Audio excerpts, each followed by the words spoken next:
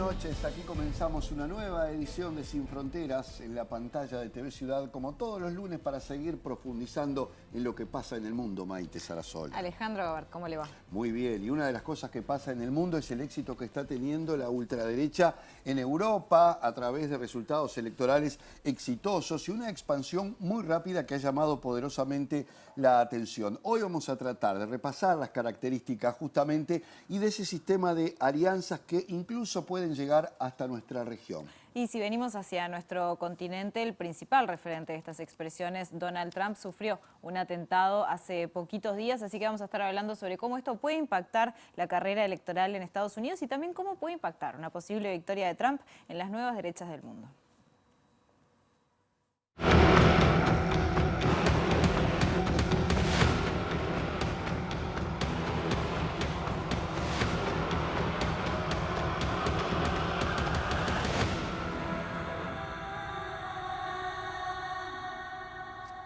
Y como siempre arrancamos el programa de la mano de Álvaro Padrón, analista internacional. Álvaro, buenas noches. ¿Qué tal? ¿Cómo les va?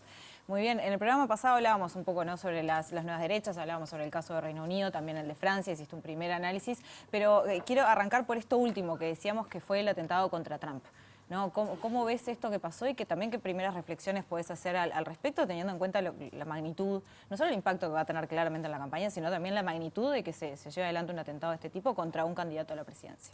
Sí, bastante común en Estados Unidos, más de lo que pensábamos. Nuestro compañero Federico nos decía que hay una lista larguísima de episodios así, pero bueno, todavía hay mucha pregunta abierta, ¿no? Pero ya sabemos que un hombre disparó 8 veces desde un tejado a 150 metros, sabemos que hay 2 muertos y 2 heridos graves, sabemos quién era el que atentó, Thomas Crooks, de Pensilvania, 20 años, afiliado del Partido Republicano. Esto es importante porque después vamos a ver cómo se intenta dar vuelta al relato, ¿no?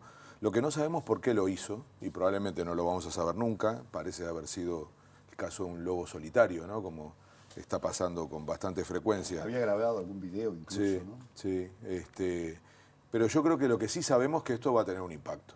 Es como anillo al dedo a Trump. No tengo sí, ya quedó esa imagen, ¿no?, muy grabada y que salió en todos lados y ya están remeras circulando de ese puño levantado heroico, ¿no?, después de lo que fue este atentado. Que la pregunta, por uno dice, bueno, pero ¿por qué, no? Quizá alguna persona que nos esté mirando dice, qué manija que están dando, pero es que conecta muchísimo con el estilo de Trump. Conecta con el tipo de campaña que él hace, conecta con la forma de comunicación, conecta con cómo él hace política. La espectacularización de la política de alguna manera, bueno, ¿no? Esa cosa que es como un show. Viene de ahí además, ¿no? Él mismo, entonces le sale muy bien. Pero hay una cosa que yo insisto mucho, creo que lo hemos hablado en más de un programa, de que conecta con algo que Trump usa muy bien, que es las emociones, sobre todo las emociones negativas, ¿no? Entonces un atentado así es impactante y todo lo que impacta produce emoción. Bueno, sobre las emociones y eso, Álvaro, ya para adelantarles, en el próximo bloque vamos a estar hablando con Pablo Stefanoni, que justamente hace tremendos análisis sobre todo lo que son las nuevas derechas y cómo manejan también muy bien estas cuestiones. Sí, ¿no? Bueno, yo diría que es de las personas que primero empezó a ver, por eso le puso ese término nuevas derechas, aquí le llamamos a veces ultraderechas y demás, ¿no? Pablo, además de un amigo y compañero de trabajo, es, repito, la persona con más conocimiento y que ha continuado la observación sobre este caso, quizá más en Europa, ¿no? Esto que estamos viendo, Trump aparece generalmente como el primero, no es el primero, pero claramente es el más espectacular y sobre todo es el que está al frente de un país gigante, entonces es ineludible, ¿no? Entonces, esto de la conexión con las emociones, que yo creo que es algo que la política más tradicional olvidado y que las nuevas derechas, la ultraderecha lo maneja muy bien. Entonces imaginen, frente a un episodio de este estilo, se desatan las emociones, se desata el odio. Él estaba haciendo en ese momento el discurso contra 20 millones de migrantes, diciendo que eran delincuentes, en fin. Estaba justo en ese momento, recién había empezado y estaba siguiendo un teleprompter que le indicaba eso. Parece que incluso desde esa perspectiva que percibió el atentado. Entonces, odio a esos diferentes que invaden el país, esto en Europa también funciona mucho, miedo, enojo, violencia, o sea, todo eso desata emociones y yo creo que le viene muy bien en un momento en donde, bueno, produce, sobre todo produce eso en la gente. Ahí se vio poco, ¿no? Pero después de que lo sacan y demás, hay gritos y empieza de todo, ¿no? a querer Empieza una dispersar guerra, el claro. acto. Y la policía dice, bueno, retírense, ¿no? Y un grupo va y ataca a los periodistas. Digo por colegas de ustedes, ¿no? O sea, directamente, sin ninguna razón, ellos entienden que los periodistas están en contra de Trump. Entonces, para que se den cuenta son parte de la conspiración. Claro, cómo conecta eso, primero, miedo por lo que significaba el momento del atentado, odio hacia quien lo hizo y a todo lo que representa, y después violencia, en este caso hacia los periodistas. Yo creo que va a tener un impacto enorme. Me parece que además va en la misma dirección en el sentido de lo que le está pasando a Biden, en la misma dirección de generar más asimetría, ¿no? Parece como programado, porque en un momento en donde para Biden las cosas estaban muy mal, por todo lo que estaba pasando con sus equivocaciones, sus errores, sus olvidos y demás, confusiones, aparece esto que, imaginen un minuto la comparación, ¿no? Como un superhombre aparece. Sobreviviente, superhombre, agregale si querés víctima, que esto es una palabra clave, porque él decía que era víctima de la casa de brujas por los procesos judiciales, un tema que se va a correr fuertísimo, porque todo se va a concentrar en que lo quisieron matar políticamente en lo judicial y físicamente un francotirador. Entonces, sí, el contrapunto, mirá, Jano, es que el otro es débil. El otro es como frágil, y el otro además es el presidente, y esto va a venir también como acusación, que no fue capaz de garantizar la seguridad. De protegerlo. Y de protegerlo. Sí, hay acusaciones de que de los demócratas generaron este estado de situación o de animosidad hacia la candidatura de Trump. Por otra parte, hay una discusión muy profunda porque algunos sectores republicanos, algunos legisladores habían pedido una mayor seguridad para Trump al servicio secreto que dispone para los expresidentes y más para uno que está en campaña y que no fueron atendidos. Pero uno de los episodios, probablemente el último antes de este que se ha referido mucho, fue el atentado contra Ronald Reagan en el año 81, recién asumido como presidente de Estados Unidos, y también crece en popularidad a partir de ese episodio y de haber sobrevivido. Por eso el paralelismo que se ha trazado también con este caso, aunque Reagan ya era presidente, ¿no? Sí, no, pero funciona, sobre todo, repito, con la conexión a este tipo de personaje. Quizá en otro tipo de presidente funcionaría distinto. Tuvimos hace poco aquí en la zona, ¿no? No solo el de Bolsonaro, el de Cristina Fernández, siendo vicepresidenta. Entonces, he estado mirando los medios y lo comparan mucho con el de Bolsonaro y poco con el de Cristina Fernández, con lo que hay que ver que los resultados no son siempre los mismos. Pero no tengo duda que para este tipo de personaje le viene al pelo. Hoy estuvo en su primer día de la convención republicana, no cambiaron nada del programa. ¿Por qué? Porque apareció como un héroe. Sí, de hecho es curioso, pero él no cambió nada de su agenda y Biden sí tuvo que cambiar cosas de su agenda para quedarse en la Casa Blanca trabajando en la seguridad de Trump. Un país, aparte de Estados Unidos, digo que tiene un rol, porque cuando uno se pone un poco suspicaz con la cuestión de los intereses, ¿no? No digo de ponernos conspiranoicos, pero digo, es un país extremadamente importante, que tiene un rol extremadamente importante en el mundo y que hay muchísimas cosas en juego, según quien gane, ¿no? Porque son dos visiones del mundo diferentes que tienen republicanos y demócratas. No tengas duda. Empezá por las guerras. O sea, las guerras pueden tener un vuelco muy importante, las dos más. Bueno, ¿qué puede llegar a pasar con Rusia, por ejemplo, recordando lo que es el buen vínculo de alguna manera que tenía Trump con Putin? Por ejemplo, entonces... y después, también el Trump en relación a la OTAN, ¿no? Lo que fue... lo que la quería cerrar, o sea, él decía que no podían poner más plata, o sea, puede cambiar mucho, primero la geografía militar, que sigue siendo además el espacio donde Estados Unidos es más poderoso, pero luego comercio, producción, él todo el tiempo habla de volver a cerrar Estados Unidos, puede cambiar la geopolítica en términos de producción, de tecnología, puede cambiar un asunto delicadísimo como es el ataque al cambio climático, todo lo que significa cuidar el planeta. Él es negacionista. Entonces, no es una elección cualquiera, no es un personaje cualquiera, ya lo conocemos porque ya gobernó. Entonces, y esto puede ser determinante. Yo casi me animaría a decir que es determinante. Pone al Partido Demócrata, que también tiene la convención ahora en agosto, en un lugar más complejo. Ya venía una discusión interna, pero que en general estaba, digamos, diciendo todo el mundo, no podemos cambiar ahora. Esto es como el ingrediente que faltaba para hacerse todas las preguntas de quién le gana a Trump, y me parece que va a aparecer otra vez con más fuerza esa pregunta, porque vamos a ver un Trump empoderado todo el tiempo diciendo que es víctima de dos cosas, de la persecución mediática y judicial, y ahora ataque físico, de una intención de matarlo. En fin, todo eso va a transformarse en un gran empuje de su campaña, no tengo ninguna duda. ¿Existen elementos, Álvaro, que permitan registrar patrones de conducta en este tipo de liderazgo, por ejemplo, frente a situaciones similares? Sí, es un estilo que, repito, conecta, además de con las emociones, y eso, bueno, lo vamos a ver con Pablo, en Europa es clarísimo, pero traído a este continente es como que se radicaliza un poco, ¿no? En Europa las ultraderechas se están cuidando un poco más, están intentando no aparecer tan desprestigiadas y tratan de evitar, tratan de ayornarse más al sistema. Además ya tienen más tiempo. En el caso de América y en el caso de Estados Unidos, el caso de Trump, es evidente que eso no ocurre y por lo tanto va a aplicar un comportamiento, por ejemplo, como el que se tuvo en Brasil en este sentido. Yo creo que además ellos funcionan como una red y por lo tanto se copian y por lo tanto se potencian también, ¿no? Escuchen en estos días las actitudes que están teniendo otros, digamos, colegas de él, en el caso, por ejemplo, de Vox, en el caso de Milei, pero utilizan, por ejemplo, la palabra víctima es la primera, ¿no? Lo primero que dicen, somos víctimas. Después pasan a querer parecer como héroes, para no dar la idea de que son débiles. Entonces, son víctimas, pero superan la situación y por lo tanto son héroes. Después viene la línea religiosa, que se usó mucho en Brasil, que es un milagro. O sea, lo que ocurrió es un milagro. Y van a empezar a escuchar a Trump decir que es un milagro, porque estamos hablando de milímetros, aparecen todo tipo de teorías. Milei cuando justamente se manifestó a propósito del hecho que gracias a una cuestión de Dios no está muerto. Bueno, ¿y saben por qué viene eso? Porque inmediatamente está la idea de que ellos son elegidos, que vienen a salvar una cuestión mesiánica, a la ¿no? sociedad. Sí. Entonces, ese combo parece copiado y lo repiten en cada lugar.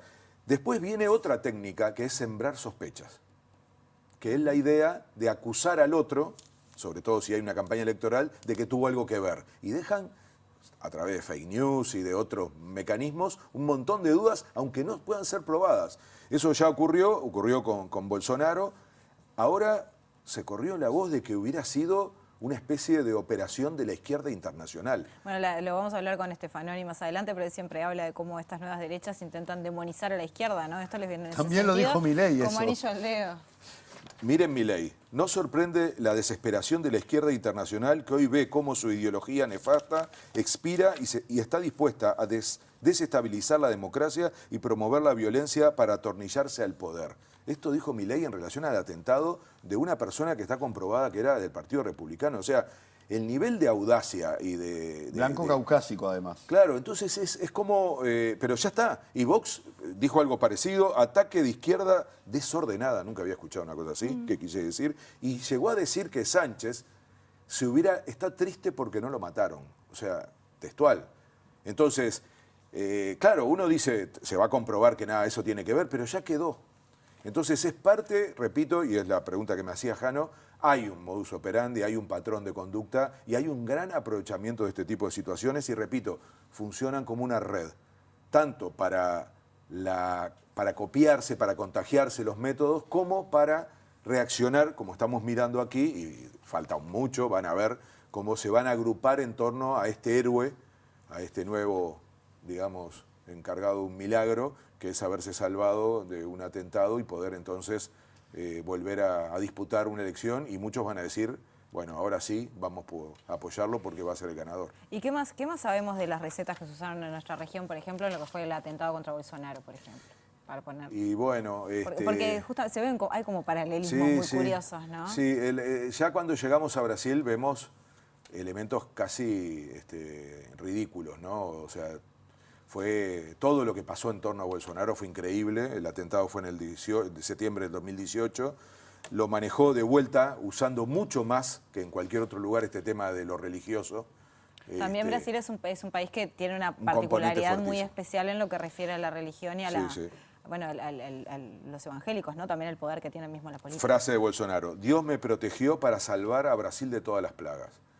Eso dijo después de unos días, y esto sí que palabra bíblica, si las hay, plaga, sí. ¿no? Pero a ver si se acuerdan de esto. Hubo una cosa que fue increíble en términos de la propia campaña. Le permitió a Bolsonaro desaparecer. Cada vez que Bolsonaro estaba en un debate, perdía. Él no tuvo que debatir, porque con el atentado estaba siempre, estuvo internado. Entonces tuvo como una especie de licencia electoral que le permitió no exponerse al debate de ideas. Eso no creo que lo haga Trump, que no se le cae una idea, porque la verdad que Trump, no, si yo le pregunto cuándo han escuchado algo que se parezca a un programa, él dice cosas, pero no quiere decir que esté planteando políticas públicas. Bueno, pero Bolsonaro era absolutamente nulo en ese plan. En el caso de Trump, con la fragilidad discursiva que está manejando Biden también. Sí, la comparación no ayuda. Con quedarse callado ya está, ya hizo campaña. Biden es muy bueno en política internacional, por eso si observan lo que intentó fue, en el marco de la reunión de la OTAN, demostrar su solidez en ese, justo la pifia con el tema de Putin y Zelensky, y lo increíble, que salió, ¿no? Fue eso. Pero digamos, nada menos. Biden es una persona hiper preparada para gobernar. Claro. Está teniendo otro tipo de problemas. Mientras que Trump nunca tiene sustancia. Bolsonaro menos, y fue un hándicap increíble que él, junto con el atentado, no tuviera que debatir más. Entonces, observen la cantidad de cosas que terminan pasando y cuidado. El resultado generalmente con estos personajes es que después ganan cuando tienen un episodio así. Álvaro, nos queda poco tiempo, pero la pregunta con la que queremos irnos de este bloque tiene que ver con Uruguay. Vamos a hablar después de las nuevas derechas, de lo que pasa en la región, de lo que pasa en Europa. ¿Hay expresiones de este tipo en Uruguay? ¿Hay posibilidades de que una figura de todas estas que hemos nombrado se asemeje, pueda llegar por lo menos a tener una trascendencia política en el Uruguay? Bueno, ustedes me conocen, saben que yo siempre digo que acá no estamos vacunados de nada y que por lo tanto esa idea de excepcionalidad es un poco engañosa, pero lo que es verdad es que no hay un personaje así y no hay un partido capaz de absorber eso. Es como que está repartido. O sea, está en la vuelta este componente, entre otras cosas porque alcanza con que uno prenda un celular o mire la televisión y va a empezar a interactuar con eso. Y por lo tanto yo me pregunto muchas veces qué pasa con los jóvenes. En fin, Álvaro, hubo un partido libertario que no llegó a los 500 votos en las internas, por ejemplo. Pero quiso ¿no? emular a Milei, o sea, entonces, está repartido. Por ejemplo, para mí hay una versión que casi todo el mundo iría para ese lado, pero es muy relativo, que es Cabildo Abierto, que tiene vínculos con la experiencia de Bolsonaro, pero por el lado de la idea de un partido militar. Y en esto es muy importante porque la ultraderecha brasilera, entre tantas particularidades, una era esa, ¿no? Ser muy militar. Entonces, estuvo presente, ¿se acuerdan, no? Fue de los pocos que participó de la asunción de Bolsonaro. Tuvo cercanía. Guido Manieri, o sea, hay ahí una conexión, pero sería un error decir que son partidos similares y demás. Entonces, ahí hay un primer... Seguridad, tema típico, en donde hay conexión. Carlos Lafiliola creo que dijo que él quiere copiar el plan Bukele. Ojeda ha dicho algo parecido.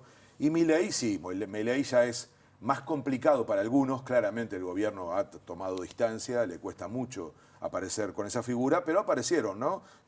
Guzmán Acosta y Lara dijo que quería hacer algo parecido. Bautista Gil, creo que se llama, otro personaje, un concejal del Partido Colorado. Sí, sí. Es decir, se prendieron a esa imagen de un ganador del otro lado del río, pero creo que no.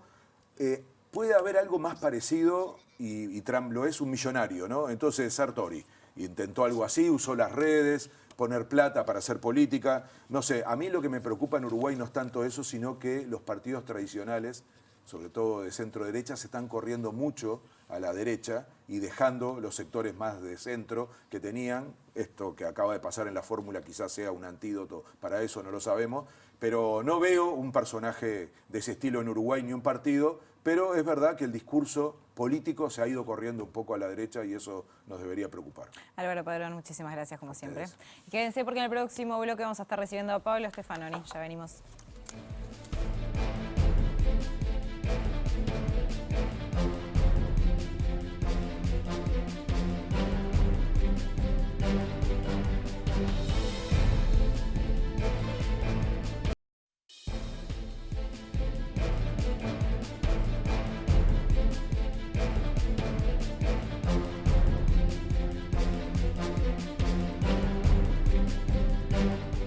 segundo y último bloque de Sin Fronteras hablábamos de elecciones europeas, Parlamento Europeo, elecciones en Francia, también en el Reino Unido. Son varias las instancias electorales que se dieron en Europa con características bastante similares porque todas tuvieron un protagonista en común que fue la extrema derecha. Para analizar este fenómeno, como habíamos adelantado, y su desarrollo, vamos a recibir a Pablo Stefanoni, periodista, doctor en historia y jefe de redacción de la revista Nueva Sociedad, entre otras cosas, que está en París precisamente. Pablo, un gusto tenerte nuevamente con nosotros. Buenas noches. En participar, buenas noches. Bueno, muy bien, gracias. Bueno, hablábamos de la extrema derecha, del éxito electoral que ha tenido, el enorme terreno que ha ganado en los últimos años, más allá de los resultados puntualmente electorales. Vos siempre hablás de las nuevas derechas. ¿Cómo las podemos calificar? ¿Cómo las podemos definir? ¿Y qué características tienen? Sí, hay distintas formas, efectivamente. El Parlamento Europeo tiene una presencia hoy de la extrema derecha mayor a la que tuvo en cualquier momento anterior. Casi todos los países de Europa tienen fuerza extrema derecha en sus parlamentos nacionales. Hay toda una discusión sobre cómo nombrar a estas fuerzas. Si extrema derecha, derechas radicales, populistas de derecha, ultraderecha. Todos tienen sus pros y sus contras, pero creo que vale el término de nuevas derechas o derechas alternativas o simplemente extremas derechas, pero que quede claro, lo que me parece que es importante es que sea cual sea el término que se use, tiene que quedar claro que estamos hablando de unas derechas que son diferentes a las derechas conservadoras tradicionales, aunque se puedan unir en muchos casos. En segundo lugar, que son diferentes a los grupúsculos neofascistas o posfascistas del pasado y que son fuerzas que se van volviendo, bueno, populares, significativas electoralmente, que están tensionando los campos políticos en todos los países, donde tradicionalmente en Europa se dividían básicamente entre socialdemócratas, conservadores, demócratas cristianos, socialistas, etcétera, ¿no? Pero había un cierto agrupamiento entre centro-derecha y centro-izquierda que está hoy en crisis y están tensionando, bueno, una serie de consensos establecidos. Son derechas que tienen discursos xenófobos, sobre todo eso es lo que las une, ¿no? Una idea de ciudadanía que plantea que hay ciudadanos de primera y de segunda, y unas derechas que vienen capturando el inconformismo de las sociedades europeas, y que, bueno, que cada vez son más importantes, si bien también hay resistencias y tienen dificultades en muchos países para seguir creciendo, para llegar al poder, vienen modificando mucho la agenda política. Pablo, eso que vos decías con respecto a las diferencias que tienen estas nuevas derechas con lo que uno conceptualmente podía tener como idea de una derecha reaccionaria, fascista, antisemita en muchos casos, porque hay derechas como por ejemplo el caso de Vox, que son reivindicatorias del Estado de Israel y tienen puntos de contacto con el sionismo, pero no es el único caso. Estamos hablando de fenómenos completamente nuevos que, como vos bien decís, se diferencian de esas derechas que nosotros teníamos en el imaginario como lo que las representaba. Hay un desafío allí en cuanto a detectar exactamente el alcance que tienen hoy, que también tienen una base tecnológica muy fuerte y una llegada a los jóvenes en particular. Claro, hay un desafío porque justamente como no son las derechas fascistas del pasado, Meloni es un caso. En Europa se habla, sobre todo en Francia, de la desdemonización o la desdiabolización, que tiene que ver con la normalización. Lo más importante que está pasando es que hay una normalización de la extrema derecha en Europa. O sea, cada vez más los partidos de extrema derecha son partidos como otros. Y hay una normalización por arriba. Significa que en el sistema político ya son parte de los parlamentos, de los consejos municipales, de los consejos departamentales, del Parlamento Europeo, y una normalización por abajo. O sea, es más fácil decirle a un vecino, a alguien, que uno vota por la extrema derecha hoy en Europa. Si bien sigue habiendo resistencias, en el caso francés se vio que mucha gente votó por candidatos que no le simpatizaban para frenar a la extrema derecha. O sea, la normalización no es completa, pero es mucho más que en el pasado. Y hoy, bueno, el bloque que está armando Víctor Orbán, el primer ministro húngaro que está armando un nuevo bloque de extrema derecha con Marine Le Pen, Vox de España, es el tercero en el Parlamento Europeo. Entonces hay una normalización por un lado, hay cambios. En el pasado estas derechas eran antisemitas, hoy no solo dicen ser antisemitas, son muy aliadas de Israel, sino que acusan a la izquierda de ser antisemitas. Y además, bueno, hay varios procesos, ¿no? Por ejemplo, mientras que en el pasado esas derechas venían de una tradición fascista que las volvía automáticamente antisemitas, hoy han reemplazado a esa población judía como objeto de discriminación y de xenofobia por los árabes musulmanes. Y por otro lado, como Israel tiene el gobierno posiblemente más a la derecha del mundo, que además promueve una idea de ciudadanía étnica, eso entronca muy bien con la idea que tienen muchas extremas derechas de lo que debe ser la ciudadanía. Pero son derechas que también pueden jugar mucho con los significantes. Por ejemplo, Marine Le Pen y muchas derechas del norte de Europa se apropiaron de la bandera de la laicidad y acusan a la izquierda de ser islamo-izquierdismo. Y se presentan ellas como los defensores de las minorías sexuales. Marine Le Pen, de hecho, votó a la incorporación del aborto en la Constitución francesa. Hay otros más conservadoras, como Meloni, que habla mucho contra la familia arcoíris, se posiciona más en defensa de la familia tradicional. Pero en el caso de esta idea de la laicidad, ya no tiene que ver con los valores universales del pasado, sino con una marca identitaria. Se defiende la laicidad contra una parte de Francia que sobre todo se piensa en los árabes musulmanes, inmigrantes o de origen migrante. Entonces, ahí hay toda una cantidad de elementos y se suma así lo que mencionabas de redes sociales, tecnologías. Justamente el candidato que aparece en pantalla, Jordan Bardella, es el delfín de Marine Le Pen, y Jordan Bardella tiene 28 años, hay también una renovación generacional. Hoy las caras de estas extremas derechas pueden ser mujeres en Italia, en Francia, en varios países, Finlandia, Alemania, pero también jóvenes. Bardella en Francia era el candidato a primer ministro, es el delfín de Marine Le Pen, preside el partido Reagrupamiento Nacional, tiene 28 años, es muy activo en TikTok. Entonces, bueno, plantean desafíos esas extremas derechas, ¿no? En todo sentido, porque muchas veces, bueno, son pragmáticas desde el punto de vista de los discursos, son derechas que se proponen ser mayoritarias o por lo menos muy importantes en el electorado, en la batalla electoral, y para eso resignan mucho de sus proyectos más impopulares o más maximalistas del pasado, y bueno, se van colocando también, adecuando un poco a las nuevas sensibilidades, a las nuevas tecnologías, y bueno, sobre todo captan el rechazo masivo de un sector de la población a la política tradicional, esa es la clave, ¿no? Y a las élites culturales y políticas del pasado. Y Pablo, buenas noches. En lo que es este rechazo que logran captar, muchas veces se ve que estas nuevas derechas también es como que representan una especie de rebelación contra el establishment, ¿no? Al menos desde el discurso. Entonces, en este sentido, quiero preguntarte, ¿qué vínculos tienen con los grupos de poder, por ejemplo, y con el poder económico puntualmente?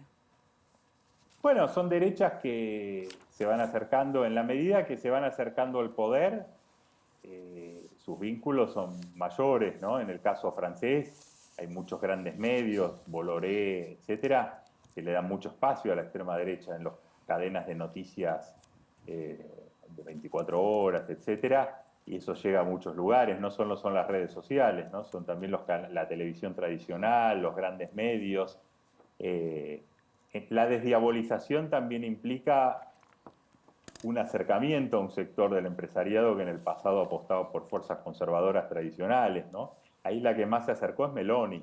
Hay derechas de estas extremas derechas más neoliberales que otras, pero todas hoy tienen vínculos importantes, ¿no? Con sectores empresariales, pero sobre todo yo creo que el problema no es ese, eso es esperable. Además, esos sectores empresariales también son pragmáticos y si ven que la extrema derecha puede llegar al poder o incidir, se van a acercar, sino que capturan a sectores grandes del electorado que son muy variables también, ¿no? Muchas veces se habla de ciertos estereotipos, ¿no? Los perdedores de la globalización, sectores deprimidos, postindustriales, donde las empresas se fueron a China o Asia, distintos sectores de países de Asia, Vietnam, Camboya, Bangladesh. Eso existe, por ejemplo, en el norte de Francia el voto al partido Marine Le Pen tiene que ver con eso. Pero en el sur de Francia no, es otro tipo de voto, las desigualdades son otro tipo de desigualdades, ¿no? Es muy interesante que en Europa, en estas elecciones europeas, pero también en las elecciones francesas, el tema de los servicios públicos fue muy importante, la cuestión del empeoramiento de los servicios de salud pública, de educación. Hay mucho debate en Europa sobre la calidad de la educación, el fracaso en las pruebas PISA, etcétera. Y la cuestión del poder adquisitivo, muy importante también. Hay otras cuestiones, como por ejemplo la cuestión internacional, la guerra de Gaza, la guerra de Ucrania también, incluso eso divide a las extremas derechas, sobre todo el tema de Ucrania.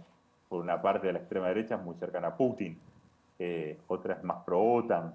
Pero todo eso es muy dinámico, ¿no? Hace un tiempo las extremas derechas querían hacer el Brexit en todos los países. Hoy nadie más quiere hacer Brexit porque en Inglaterra no funcionó el Brexit y los conservadores que lo impulsaron perdieron hoy las elecciones en Inglaterra y ganaron los laboristas.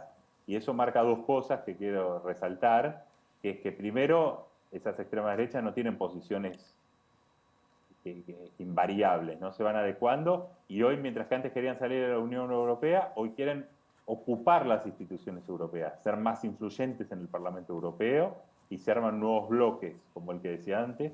Víctor Orbán en Hungría, que es un artífice de esta política de la extrema derecha en Europa, está armando un nuevo bloque, Patriotas por Europa. Hay otros de sectores más antirrusos, llamémoslo, y demás, que tienen otro bloque, que por ahora el bloque de los reformistas conservadores europeos, pero puede ir cambiando. Y por otro lado también hay que decir que, bueno, estas derechas muchas veces son derrotadas, ¿no? Sobre todo cuando gobiernan. En los países nórdicos donde las extremas derechas participaron de los gobiernos, les fue peor en estas elecciones que en el pasado. Entonces muchas de estas derechas son muy eficaces electoralmente cuando están en la oposición y también pueden hacer mucha demagogia, mucho discurso antisistema, etcétera. Cuando gobiernan, bueno, se les puede complicar como a todos, y no es casual que en el países que participaron de gobiernos de coalición, hoy se vaya peor. En muchos países se están aliando con las derechas tradicionales, los cordones democráticos o sanitarios del pasado están más débiles, y sobre todo los progresistas, bueno, en muchos países recuperan el poder también, ¿no? El caso de los laboristas es uno. En Francia se frenó la extrema derecha, aunque tiene mucho más diputados que nunca, etcétera. Entonces creo que todavía hay mucho dinamismo por todos lados, pero es verdad que cada vez marca más la agenda esta presencia. Pablo, si miramos la sociedad, ¿qué sectores crees que se ven más representados en las nuevas derechas? Recién hablábamos de los jóvenes, vos hablabas de los excluidos de la globalización. En algún momento, y porque es uno de los casos más emblemáticos, el nazismo estuvo apoyado por sectores de trabajadores y trabajadores pobres, porque la coyuntura sí lo indicaba. Se puede decir que hoy, bueno, esos sectores se pueden ver fortalecidos por, o mejor dicho, esos partidos, por sectores que uno a priori no podría asociarlos directamente con las reivindicaciones de la extrema derecha. Bueno, hay efectivamente un voto. Ahora después siempre hay que ver la sociología electoral de cada caso, ¿no? Por eso decía, en Francia, el norte de Francia son más excluidos de la globalización. El sur de Francia es más pequeño burguesía que muchas veces se opone a la inmigración, siente que los servicios públicos empeoran de manera relativa o que si la inmigración crece en su barrio y su propiedad se devalúa, un ejemplo, pero eso no significa que sean pobres.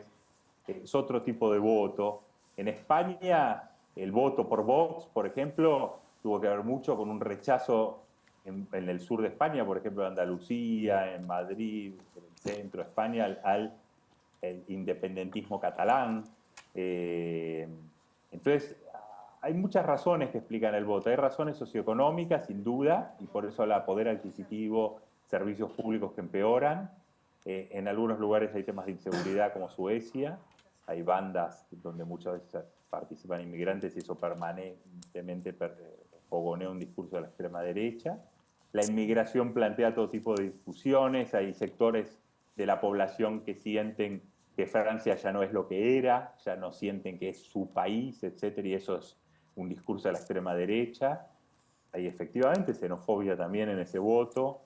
Hay sectores que son burgueses, conservadores, que votaban a la extrema derecha antes, que no son perdedores, simplemente que antes votaban a la derecha, perdón, no a la extrema derecha, que antes votaban a la derecha y hoy votan a la extrema derecha. Ahí hay que ver cada caso. Por ejemplo, mientras que en España Vox no crece mucho. ¿Y por qué no crece? Porque la derecha resiste. Entonces hay casos donde la derecha resiste y entonces la extrema derecha no crece tanto. Pero hay casos donde la derecha tradicional se derrumba. Entonces eso hace que la extrema derecha crezca, ¿no? Entonces el caso de Francia, y la derecha tradicional golista es mucho más débil. Creció la extrema derecha. Entonces ahí hay burgueses conservadores que hoy votan a la extrema derecha porque tiene miedo que gane la izquierda hoy es demonizada también. Hay una desdemonización de la extrema derecha, pero a la vez hay una demonización de la izquierda. En Francia, donde el Frente Popular salió primero en términos de diputados en la última elección, hay mucha demonización de la izquierda. Se dice que la izquierda es antisemita, que la izquierda es radical, etcétera, ¿no? Entonces, el electorado es muy variable, sobre todo porque si la extrema derecha estamos hablando que puede sacar más de 30% de los votos, eso hace que ya no sean nichos, es un electorado amplio. Hay países donde saca mucho voto de jóvenes, otros no tanto. En Francia las encuestas dicen que los jóvenes votaron más a la izquierda. Entonces hay muchos votos, no es solo un sector, y parte del uso de redes sociales, etcétera, sirve también para hablarle a cada electorado, que es muy distinto. Hay un voto rural de extrema derecha, entonces si uno mira, hay veces las grandes ciudades que votan más progresista y sectores más rurales votan a la extrema derecha, pero tampoco eso es matemático, ¿no? En Polonia pasó algo así, la extrema derecha perdió finalmente el gobierno. Entonces el clivaje urbano-rural, periferia-centro, sectores, incluso entre los sectores de trabajadores que votan a la extrema derecha, en principio ocurre más con sectores no sindicalizados. Entonces, ahí hay que ver bien. Si son sectores, se dice muchas veces, los obreros votan a la extrema derecha, pero ¿qué lugar ocupan exactamente? ¿Son obreros o son sectores ya que son obreros calificados o no? Entonces ahí racialmente, étnicamente son menos racializados, porque hay un sector de la clase obrera hoy que es más racializada, de origen inmigrante. Entonces, es complejo, hay que ver por país, por región, pero lo que es claro es que la extrema derecha se expandió en sectores populares, de algún modo, ¿no? Sectores populares que hoy votan por la extrema derecha y que captura un inconformismo social muy amplio con las clases políticas tradicionales y con los partidos tradicionales. Y Pablo, me quedé pensando en esto que decías, ¿no? De esa Francia que ya no es lo que era. Entonces, en este sentido, preguntarte también cuál es el uso que hacen estas nuevas derechas del pasado y también de la idea y la visión de futuro, y cómo encaja esto también en la batalla cultural que se está dando.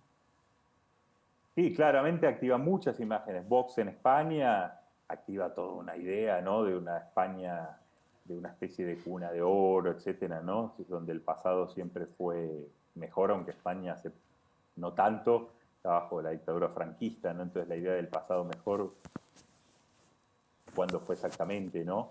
En el caso francés, también una añoranza de ciertos espacios que hoy no existen más, posiblemente. También hay una añoranza de estados de bienestar debilitados, ¿no? Hay distintos tipos de añoranzas. Puede haber añoranzas más racistas, es decir, países eran, entre comillas, más blancos, pero incluso si uno habla de esos países, siempre hubo los inmigrantes despreciados. En Francia eran los italianos, los españoles. Hay un libro en Italia que publicó ahora un autor sobre la inmigración italiana en el pasado, que se llama Nosotros éramos los albaneses, ¿no? Los albaneses hoy en Italia, después de la caída del muro de Berlín, eran las masas de albaneses despreciados por la xenofobia, y en el pasado eran los italianos, los españoles, los rechazados. Entonces siempre hubo eso, pero hay una añoranza de ese tipo, pero también añoranza de otro tipo, que es más en los países que tuvieron estado de bienestar más fuerte después en los últimos años, más vinculada a la cuestión de servicios públicos deteriorados, sistemas educativos también en problemas. En Francia claramente hay problemas, por ejemplo, muchas escuelas no logran conseguir la cantidad de profesores de escuelas secundarias para cada materia, ¿no? Porque cada vez menos gente quiere ser profesor, sobre todo escuelas públicas, porque las escuelas públicas son conflictivas. A veces hay que viajar 1 hora y media para llegar al trabajo, los salarios no son buenos, etcétera. Hay un deterioro de los servicios públicos y un deterioro del poder adquisitivo. Ciudades que se vuelven muy caras y salarios que no alcanzan, los alquileres en las grandes ciudades europeas se vuelven inaccesibles, el turismo de masas también genera otro tipo de desigualdades. Pero bueno, mucho de eso tiene que ver con la propia dinámica del capitalismo, y lo que hacen estas extremas derechas es transformar eso en una especie de discurso de guerra cultural, ¿no? Entonces lo que podría ser un debate social sobre efectos del capitalismo, de desigualdades sociales de todo tipo, se vuelve una especie de discurso de guerra cultural contra un sector de la población.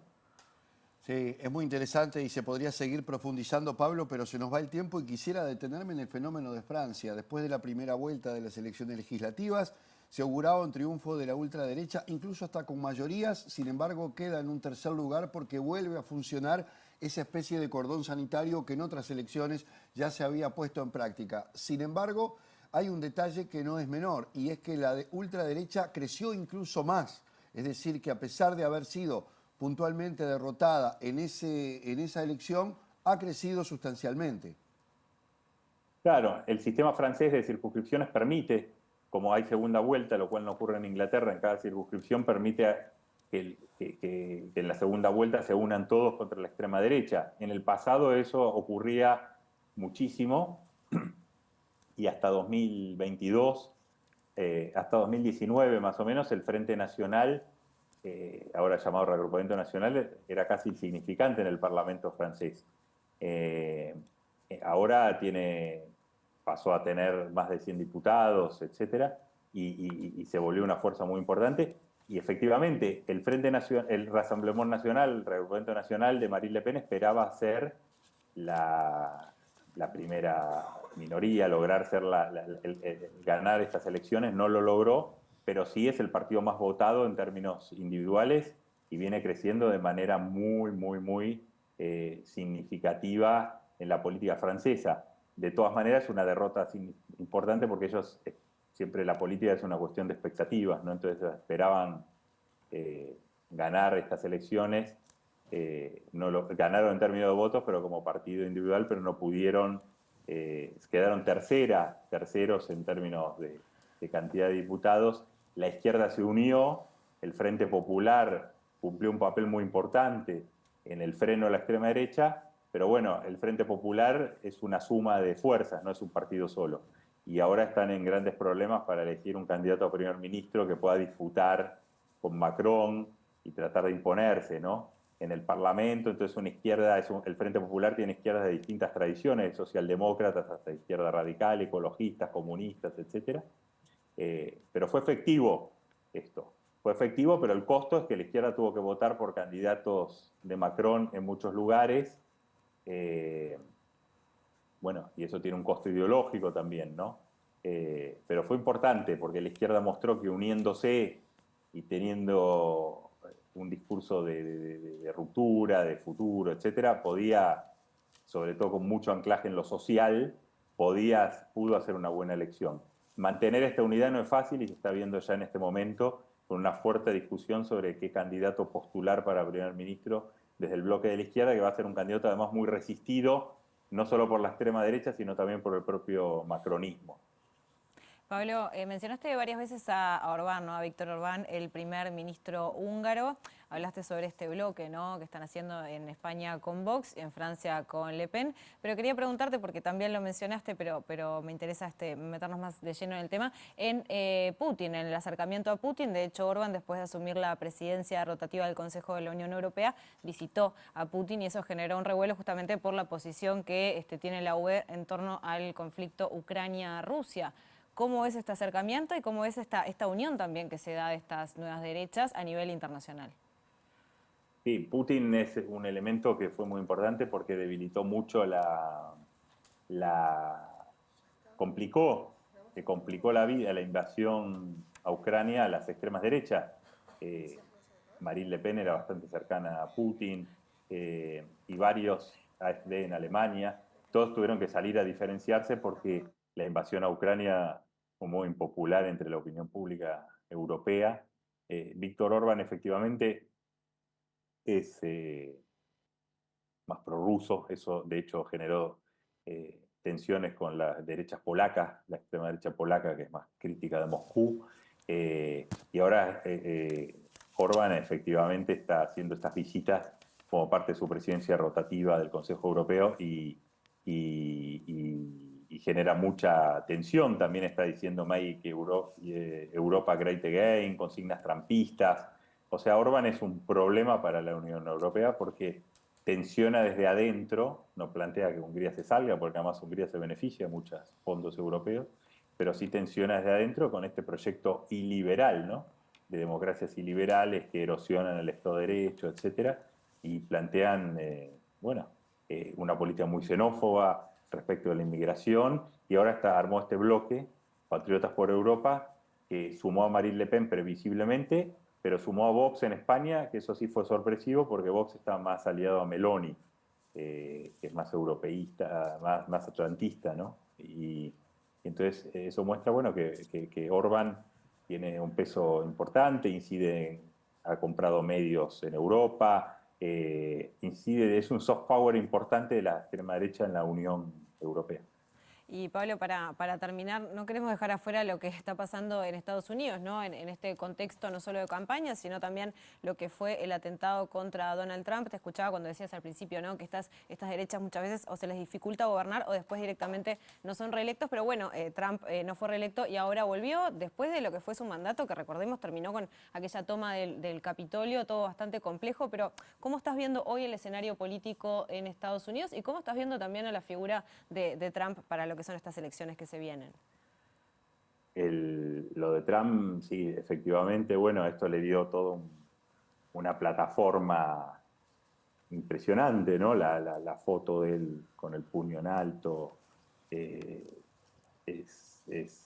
es la foto icónica del trumpismo para dar el salto a la Casa Blanca en un contexto de crisis de la candidatura de Biden, y además le ha permitido a toda la extrema derecha global. Si uno mira, algunos fueron más prudentes como Marine Le Pen, pero en el caso de Vox en España o Milei en Argentina, hablando de que esto es culpa de la izquierda globalista que además es violenta, etcétera, cuando, bueno, en el caso del trumpismo siempre defendió la circulación de armas, tiene un discurso donde muchos de sus candidatos aparecen disparando en campaña, etcétera, ¿no? Pero bueno, esto va a ser sin duda, como otras veces en la historia, un atentado fallido que siempre potencia muchísimo cualquier campaña electoral, y cayó en un timing muy particular, que es la crisis de la candidatura de Joe Biden por sus propios problemas físicos, etcétera, ¿no? Entonces, hoy claramente una victoria de Trump sería un impulso enorme para la expansión de la extrema derecha en Europa y también en América Latina. Bien, está el caso de Bolsonaro también como probablemente uno de los más cercanos de ese éxito electoral a partir de una situación dramática como esta, pero bueno, habría mucha más tela para cortar. Pablo Stefanoni, periodista, doctor en Historia y jefe de la redacción de la revista Nueva Sociedad, gracias por atendernos esta noche. Bueno, será hasta la próxima, ¿eh? Muchas gracias. No, muchísimas gracias, buenas noches.